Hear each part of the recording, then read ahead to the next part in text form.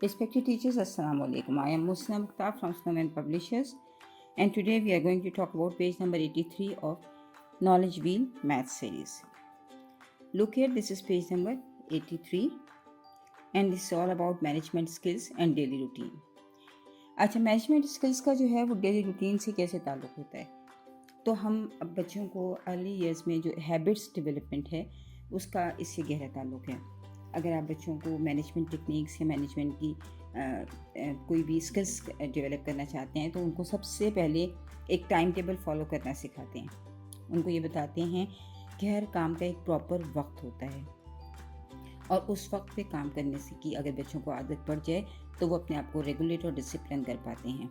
और साथ साथ हेल्थ और हाइजीन के साथ इसका बहुत गहरा ताल्लुक़ होता है। तो बहुत इम्पॉर्टेंट है कि घर में भी आप पेरेंट्स को भी गाइड करें कि वो बच्चों के लिए हर काम का एक वक्त बनाएं, एक टाइम टेबल, एक शेड्यूल बनाएं और उस शेड्यूल को बच्चों से फॉलो करवाएं।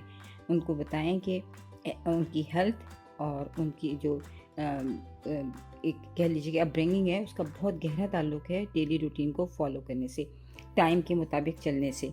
तो बच्चों को उनकी डेली रूटीन के वोकैबुलरी भी दीजिए, जैसे वेकअप, वॉश हैंड और face, brush your teeth, get dressed, brush your hair, eat breakfast, go to schools, eat lunch, back home, do homework, play, eat dinner, take a bath and go to sleep. तो ये जो आपको pictures दी गई हैं ये बच्चों के रोज़ाना के मामूलात हैं। पहली बात तो ये कि बच्चों को इसकी वोकैबुलरी दीजिए ताकि बच्चे इन अल्फाज को जान सकें। ये इंग्लिश में हैं और बच्चों को ये बताना होते हैं। तो ये बच्चों की वोकैबुलरी में इजाफा कीजिए जो उनकी डेली रूटीन के हवाले से है, और साथ साथ उनको इन अल्फाज का ताल्लुक़ लाजमी तौर पे वक्त के साथ रिलेट कीजिए कि वेकअप टाइम क्या है, आपने बात किस वक्त लेना है, आपने ब्रश किस वक्त करना है, आपने ब्रेकफास्ट किस वक्त लेना है। तो बच्चों को इन तमाम एक्टिविटीज़ का टाइम से रिलेशन बताइए।